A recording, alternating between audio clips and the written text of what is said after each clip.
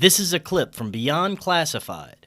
You can access the entire episode now at rockfin.com/FKN+.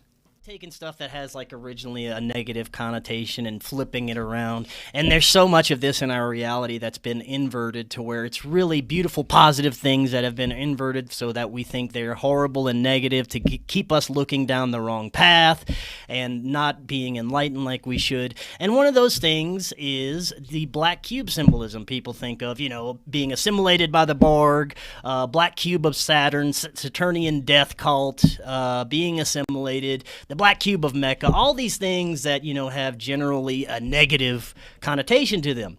But you've looked a little deeper into this. What have you come up with about the black cube? Yeah, and that's actually been where I've been most of my conspiratorial life, which has been a long time, like decades, I want to say, of sort of steeping in this negative ideology of this entire worldview that the controllers sort of lay upon us. And, like you said, it keeps us trapped in this fear. And I think especially what they would love is for us to believe that they have full control, that they always have had full control, that everything is negative and hopeless. And I really think this black cube thing is like one of those big ones that people, when they start to see it, they start to see it everywhere. It seems ubiquitous. And then they go, oh my God, they really do have their fingers in everything. They control everything. And it is this dark Saturnian death cult. And all of those things are true, but it's also not as hopeless as we think. And all of it has been stolen, from us. The cube is actually this beautiful symbol. Black is even a beautiful color. Death is even a beautiful thing, right? And there's all of these aspects of it that are actually something that we could take and find empowering and hopeful. And instead, we're just sort of led into seeing it as this all-pervasive evil. I don't want to pretend that evil isn't there and then they're not powerful and that they're not pulling off all kinds of black magic. And this is one of the most nefarious black magic spells, though. Look at all the movies we have that have black cube stuff in it and how it's always presented as a trap. And this is one of the things, right, that they want you to really see the whole world as a trap, and they really want you to feel like you are disempowered in it. So we see the black cube in so many movies as this sort of literal trap that people are stuck inside of and they have to get out of somehow. If you can look at all these movies, right, we see the Borg. They literally live in a black cube, right? And everyone's assimilated and there's no hope. And they even say resistance is futile and all of these things. We could even stretch and connect it with the black goo that we also see everywhere, which seems like programmable matter. It seems like sort of evil and darkness incarnate, that it can get into anyone and take over their souls and like control them. And there's all of this energy in there too. And so we start to feel like, wow, maybe it really is a trap, right? And then we also have this along with that matrix idea, the trap, that we're stuck inside of it, we have that ideology as well, right, that this is all actually this matrix and that it's this simulation. And it's really interesting because I've always seen sort of that side of it, but I've always had this internal thing that just knows, like, this isn't a trap though. We're not in a trap right now, right? So I'm trying to look at all these angles, like, maybe it is and maybe I'm wrong, and maybe we're stuck in a simulation and there's this evil god and Yaldabaoth or whatever, the Gnostic demiurge who's trapped us here against our will and is the master of all matter and the material world. Maybe that's true, right? But I just don't see it. I don't actually even see any evidence of it. And in fact, I see that we have all this evidence that we live, yeah, sure, in a matrix. Maybe even you'd say in a simulation. But when you look at it, we have effect here. We have power here. And so if we were trapped here, like, how could we have this effect and this power? Even in materialist science, in this quantum physics ideology, we have the idea that the observer affects the observed. So if this is such an ironclad, tight, Borg-like cube that Yaldabaoth has trapped us in, am I saying his name right? I don't even know. Yaldabaoth, something like that, yeah. Yeah.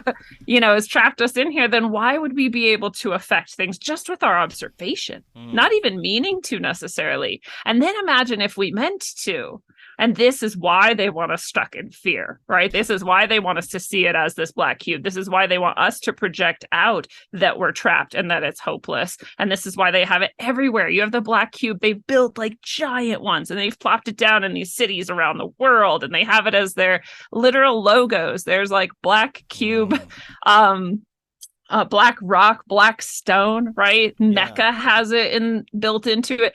All of these places we look, and so that we'll see, oh my God, yeah, we're trapped. But no, we have all this power. They're just hiding that part from us, right? Right. That's the two kind of possible realities that I still kind of struggle with, and I brought it up with quite a few guests even recently.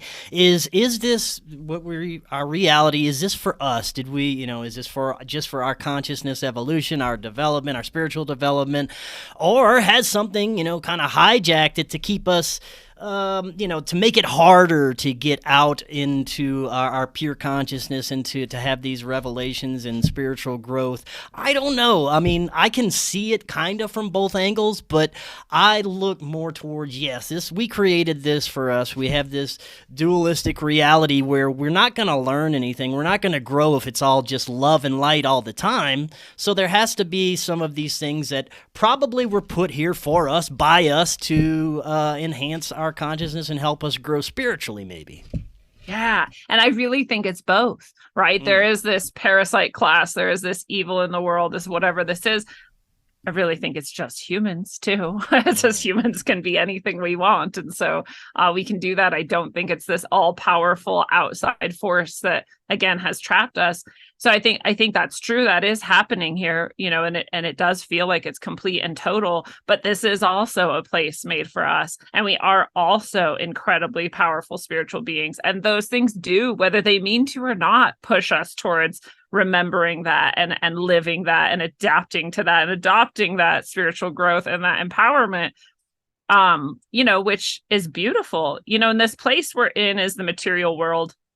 It's the three-dimensional world, and we call it matter, right? It's matter, material. These all come from the same root as matrix. Matrix actually is this idea of mothering. Mother, mater, material, matrix. They all have the same root. We call this Mother Earth for a reason, right? So this three-dimensional material place is actually the mother. When you think about the divine feminine energy, it's represented as a square, actually, right? And it always Isn't has the term been. matrix also used as like a womb, a mother's womb? Exactly. That's what matrix means. Yeah, so before it was this like movie and we thought about it as the computer and the trap and we started associating it with the cube, that is the original meaning for it. So what people would be most familiar with is perhaps like a matrix, such as like a petri dish. That material that's in the petri dish is called the matrix. And so you take whatever bacteria or whatever you have and you swab it on there, and that matrix is there. It's meant to allow everything it needs for it to grow and develop and expand, right? You're culturing it. And so that's why it's called the matrix. It's the mother. It is there for you. Just like the womb, right? Can receive the seed, and then the seed can have everything it needs in order to grow and develop until it's ready to go out on its own. So that's where we're at. Right? This is the material world. It is the mother. It's not a trap. It is exactly what we need in order to develop and grow. And throughout time, this place has been represented by the square. Whether you think the earth is flat and it actually is a square and a plane or whatever, it doesn't matter. The symbolism of it has always been the square, because the square is measurable. Material is measurable, right? The square has edges and boundaries. This place has edges and boundaries. And as opposed to that, the heavenly area, the spiritual dimension, the higher dimensions have been represented by the circle. The circle actually has the largest capacity for the minimum amount of effort. If you're actually calculating like the area of a circle, it contains as much as you could possibly contain with the littlest amount of, boundary line. So it's got that idea, right? You also cannot actually calculate the circle to perfection. We have pi, right? And pi goes to infinity. You cannot, it never ends. It's irrational. So for that reason, we have the circle as this spherical and this heavenly sort of energy. So the square is material. The circle is heavenly. The cube is still material. The sphere is still heavenly. So we have that everywhere. We see it in the Masonic logos, right? We see it in various traditions and their various symbols across the ages. We have the circle with the cross inside of it, right? That traditional cross, that's a symbol of this exact same idea that heaven and earth could merge and that that's what we actually are. We're here in this material world, but we're developing spiritually. Like you just said, those forces that we see as so dark are actually, whether they like it or not, propelling us even further in our spiritual development. We are actually the meeting of heaven and earth. So cube symbolism is not bad, right? It's actually just beautiful. It's actually just representing where we are. And they just would love to invert that. And they would love to control it completely and say, we do dominate the material world. We are Yaldabaoth or whatever. We are, right, this force you couldn't possibly overcome. You should weep in your hovel and be grateful for the bugs that we throw to you, peasant, right?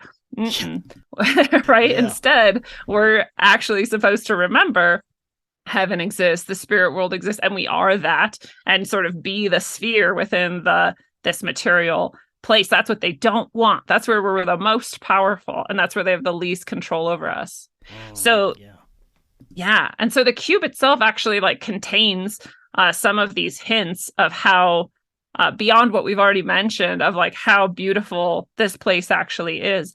So one of the things I love, and this is again, whether you like or care about Jesus or not, you can just, know what Jesus is supposed to represent in the world. He's supposed to represent the pathway for humans to find divinity in this place, which is exactly what we're talking about, right?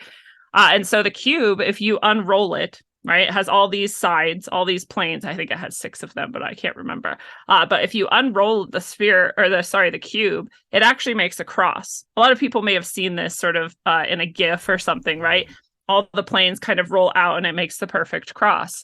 This is a symbol of Jesus. More importantly, it's a symbol, again, of this plane, and usually it's encompassed by a circle to represent how this plane and the spiritual are one. So the cube also contains that symbolism. Yes. There's one... Go ahead. No, I was just going to say everything that we fear, everything that they tell us to fear, if we fear it, we're not going to explore it and we're not going to learn about it. And that is exactly what they want us to do. The most powerful thing we can do is explore these things that have been occulted from us.